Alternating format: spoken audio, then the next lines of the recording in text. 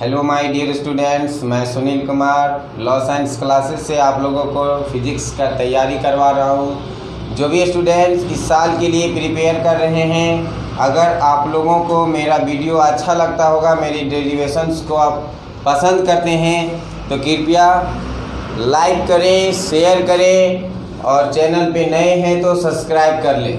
तो चलिए भाई, आज का टॉपिक है प्रिज्म। तो प्रिज्म के बारे में जानेंगे तो ये आ जाता है ऑप्टिक्स में रे ऑप्टिक्स में आ जाता है भाई। तो रे ऑप्टिक्स का पार्ट है, तो बोलेंगे भैया रे ऑप्टिक्स का आपकी 12 के सिलेबस के लिए बहुत इम्पोर्टेंट है। अगर आप प्रिज्म को बेहतर तरीक़ा से सीखते हैं तो आपके 12th में मार्क आ सकता है। इसलिए please concentrate my derivation and learn it please. तो चलते हैं, प्रिज्म क्या है, व्हाट इज प्रिज्म। प्रिज्म दो रिफ्रैक्टिव सरफेस से बना हुआ ऑप्टिकल डिवाइस है। तो देखिए, दो सरफेस है, कहने का मतलब प्रिज्म आप देखे होंगे इस तरह का प्रिज्म होता है जिसमें दो ऑप्टिकल सरफेस होता है, मतलब रिफ्रैक्टिव सरफेस होता है, दो रिफ्रैक्शन पार्ट होता है। ये हो गया प्रिज्म का structure. Prism is an optical device. Prism एक ऑप्टिकल डिवाइस है which is used to deviate incident ray. Prism is an optical device which is used to deviate an incident ray. Prism there have two type of refractive surface. इसका दो refractive surface होता है।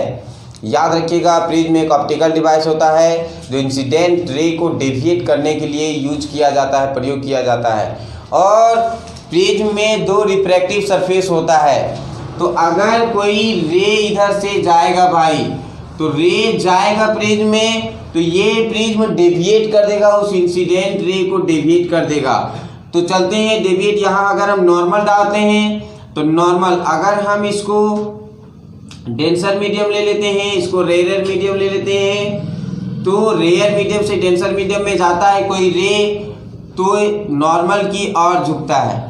तो पहले हम उसी को डिस्कस कर लेते हैं कि कैसे जो है कोई रे नॉर्मल की ओर झुकता है, क्या है, उस कंसेप्ट को हम डील कर लेते हैं और फिर हम चलेंगे प्रिज्म का डेरिवेशन। तो पहला पॉइंट चलते हैं भाई कि अगर कोई इंसिडेंट रे, ये है रिफ्रैक्टिव मतलब मीडियम है, इधर रेयर मीडियम है और इधर डेंसर मीडियम है। अगर कोई इंसिडेंट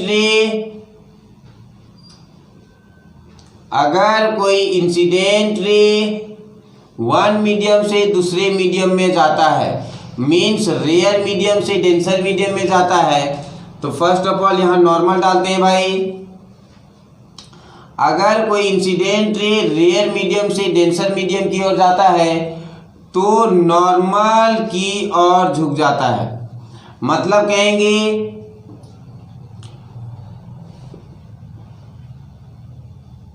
कि अगर कोई इंसिडेंट रे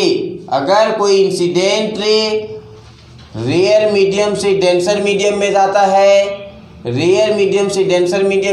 है, तो नॉर्मल की ओर झुक जाता है। याद रखिएगा, towards the normal. If we incident a ray on denser medium to rare medium, then reflected ray towards the normal की ओर चला जाएगा। अब हम बातचीत करते हैं, अगर हम कोई भी मीडियम है, ट्रांसपेरेंट मीडियम है, यहाँ से लाइट को इंसिडेंट करवाते हैं और ये है डेंसर मीडियम से हम इंसिडेंट करवा रहे हैं और भेज रहे हैं रेयर मीडियम में। डेंसर मीडियम से रेयर मीडियम में भेजते हैं। तो डेंसर मीडियम से रेयर मीडियम में अगर हम कोई लाइट रे को भेजते हैं तो नॉर्मल से अवे भागता है, नॉर्मल से दूर भागता है।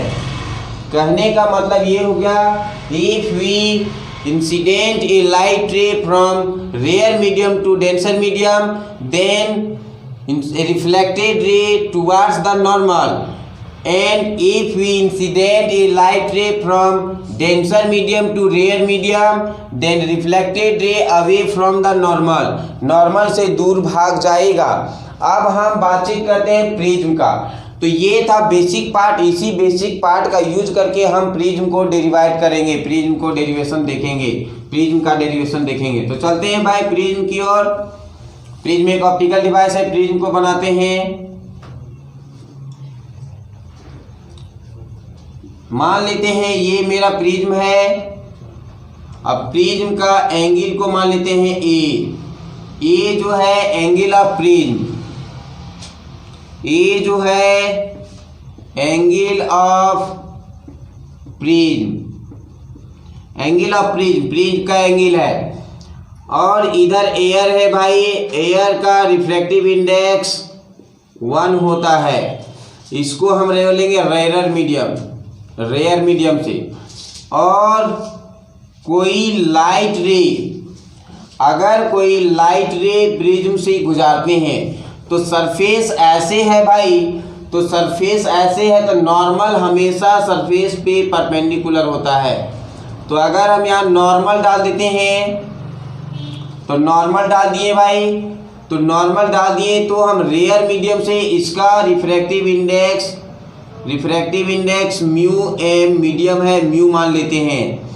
और ये है आपका रिफ्रैक्टिव इंडेक्स म्यू है, ये है डेंसर मीडियम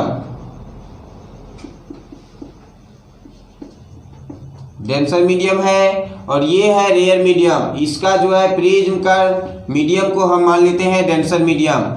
तो रेयर मीडियम से डेंसर मीडियम में अगर कोई इंसिडेंट रे जाता है तो जैसे ही जाएगा तो हम समझ रहे हैं कि रेयर मीडियम से डेंसर मीडियम में जाएगा तो नॉर्मल की ओर झुकेगा।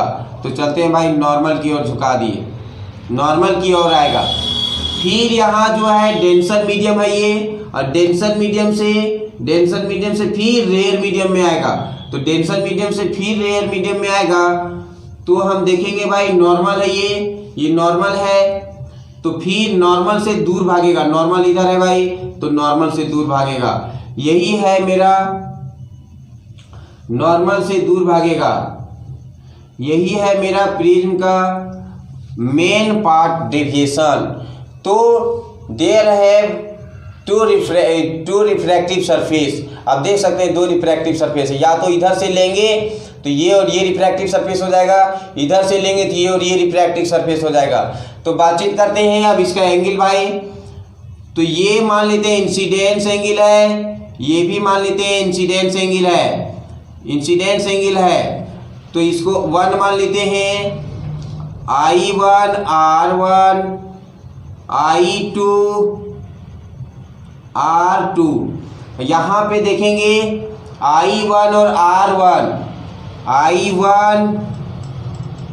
I1 एंड R2 इस सरफेस के लिए ये हो गया इंसिडेंट, इस सरफेस के लिए ये हो गया इंसिडेंट, ये हो गया angle, incidence angle,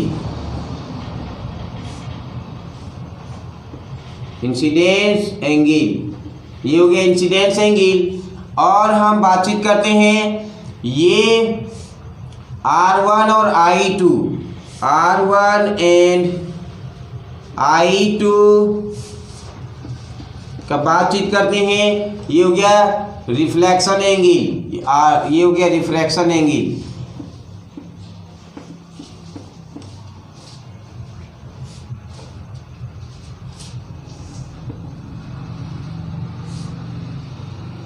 reflection angle. अब इस रे को सीधा बढ़ा देते हैं और इस रे को भी सीधा बढ़ा देते हैं। तो भाई जहां पे ये रे आपस में कटेगा इस एंगल को बोलेंगे deviation, angle of deviation. Delta को बोलेंगे एंगल ऑफ डेविएशन, डेल्टा को बोलेंगे एंगल ऑफ डेविएशन। ये मेरा एंगल ऑफ प्रिज्म है, ये इंसिडेंस एंगल है, ये रिफ्लेक्शन एंगल है और ये एंगल ऑफ डेविएशन है। अब हम इसमें कुछ नाम दे देते हैं, कुछ नाम लिखते हैं। जैसे मान लेते हैं इसको P मान लेते हैं, Q R S। तो आप देखते हैं इस एंगल को हम कैलकुलेट करेंगे। फर्स्ट ऑफ ऑल इस एंगल को हम देखते हैं, इस एंगल कैसे निकलेगा। ये देखिए ये साइड और ये साइड का एंगल बराबर होगा भाई वर्टिकली अपोजिट एंगल से, शीर्षाभिमुख कोण से। तो ये हो जाएगा, ये एंगल बराबर हो जाएगा। तो ये एंगल निकालने के लिए इस एंगल में से इस एंगल को हम घटा देंगे, माइनस कर देंगे, तो ये एंगल बचेगा। तो हो जाएगा I1 minus R1, I1 minus R1। Just इसी तरह से ये एंगल और ये एंगल वर्टिकली अपोजिट एंगल से हो जाएगा। तो ये हो जाएगा I2 minus R2, I2 minus R2। ये हो गया आपका, ये एंगल निकल गया। अब हम कुछ ट्रायंगल्स में देखते हैं। तो इस ट्रायंगल्स में बातचीत करते हैं। इस ट्रायंगल में triangle PQR, in triangle PQR में हम देखेंगे, PQR में देखेंगे तो ये दो एंगल्स का ऐड भाई, सम भाई इसके बराबर हो जाएगा। तो हम देखेंगे I1 minus R1 plus I2 minus R2 is equal to delta. अब हम I को एक साइड करेंगे, एक जगह करेंगे तो हो जाएगा I1 प्लस I2।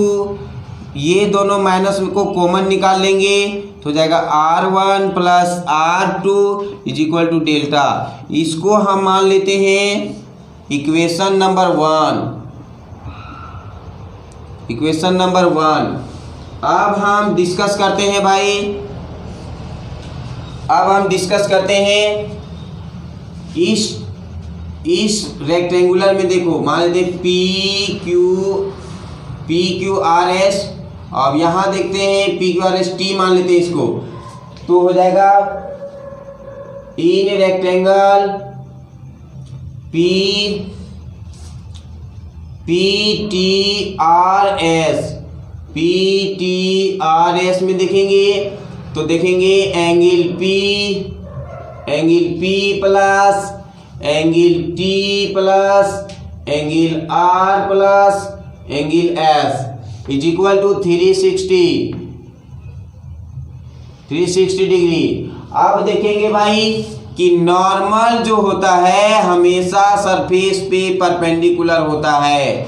नॉर्मल, हम इसको नॉर्मल डाले हैं इस सरफेस में, तो इस सरफेस से नॉर्मल का एंगल जो हो जाएगा वो 90 डिग्री हो जाएगा।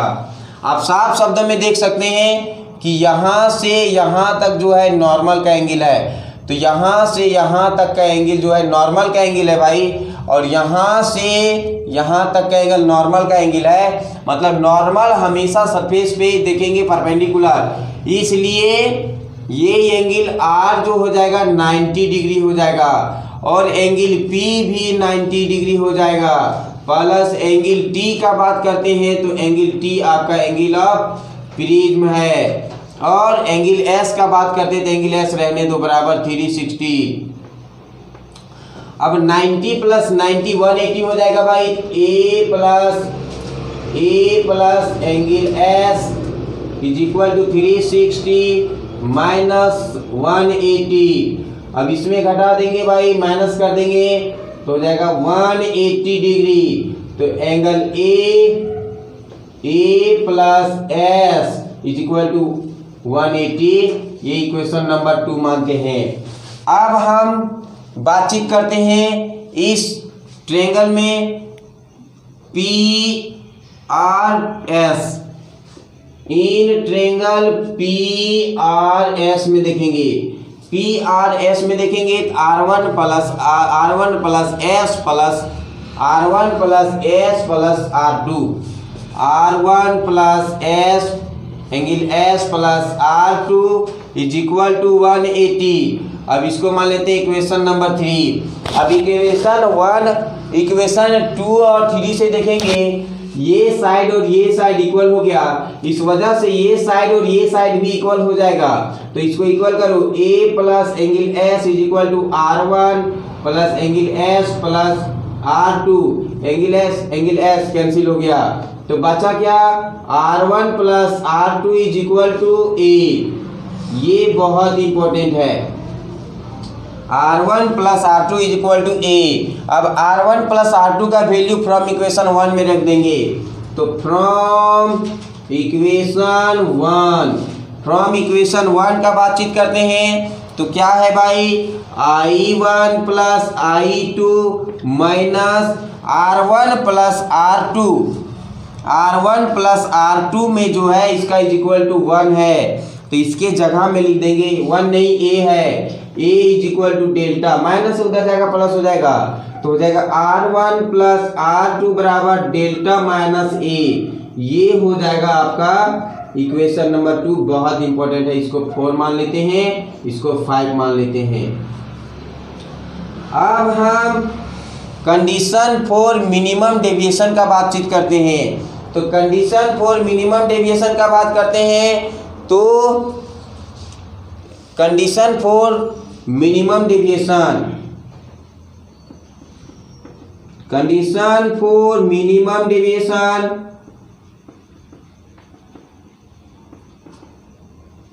कंडीशन फॉर मिनिमम डेविएशन का बात करेंगे, तो मिनिमम डेविएशन के केस में कहेंगे कि in this case R1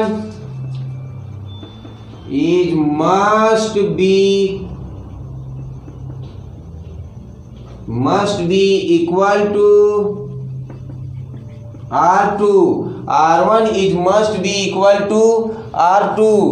R1 is must be equal to R2। तो देखेंगे भाई, और I1 is also must also equal to I2। तो हम देखेंगे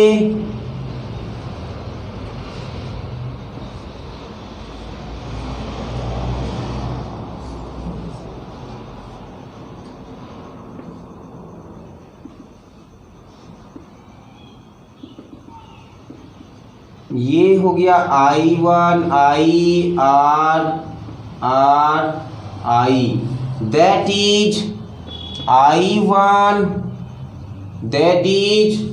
I1 is equal to I2 is equal to I, और R1 is equal to R2 is equal to R। इस तरह से भाई अगर हम इस इक्वेशन से फ्रॉम इक्वेशन नंबर 4 में R1 R2 equal to R minimum deviation के केस में, तो लिखेंगे R plus R is equal to A, 2R is equal to A, R बराबर A/2। अब एंगल ऑफ रिफ्लेक्शन रख लेते हैं। अगेन देखते हैं भाई, तो देखेंगे, बातचीत करेंगे फ्रॉम इक्वेशन नंबर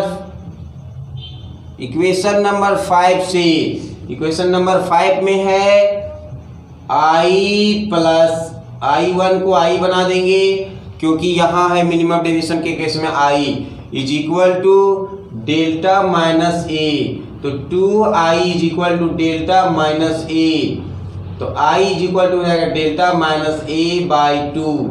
ये हो जाएगा आपका I का वैल्यू। अब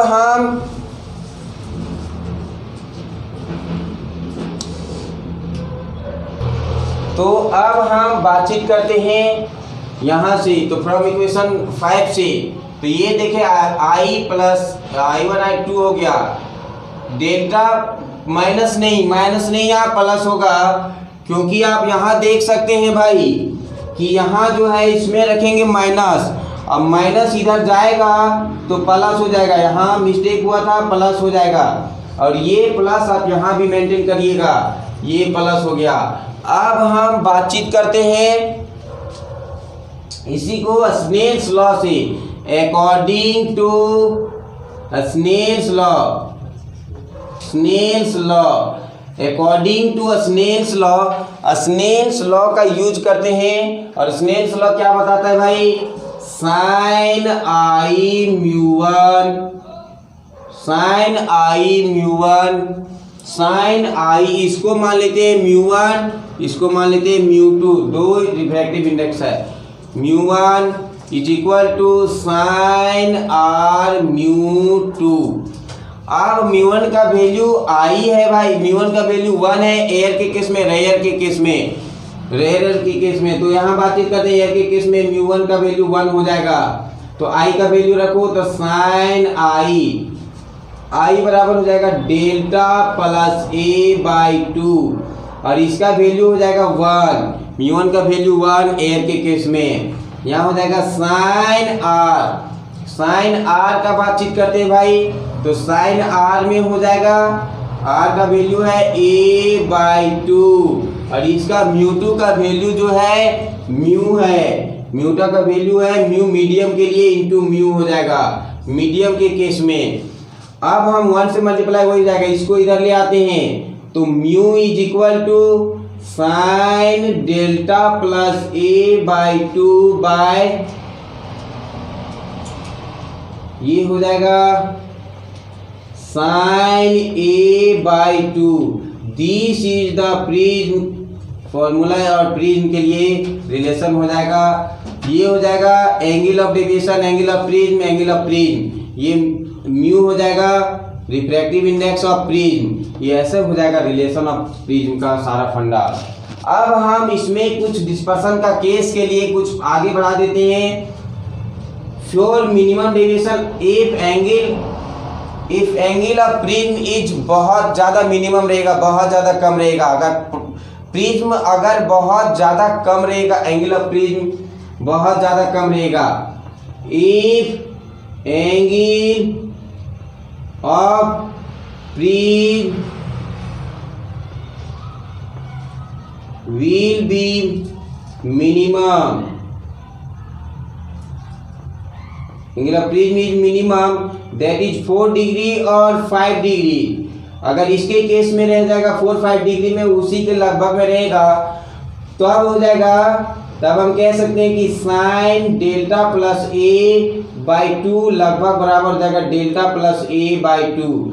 और ऐसे भी हम लिख सकते हैं साइन ए बाई 2 लगभग बराबर हो जाएगा साइन ए बाई साइन लगभग हो जाएगा ए बाई 2।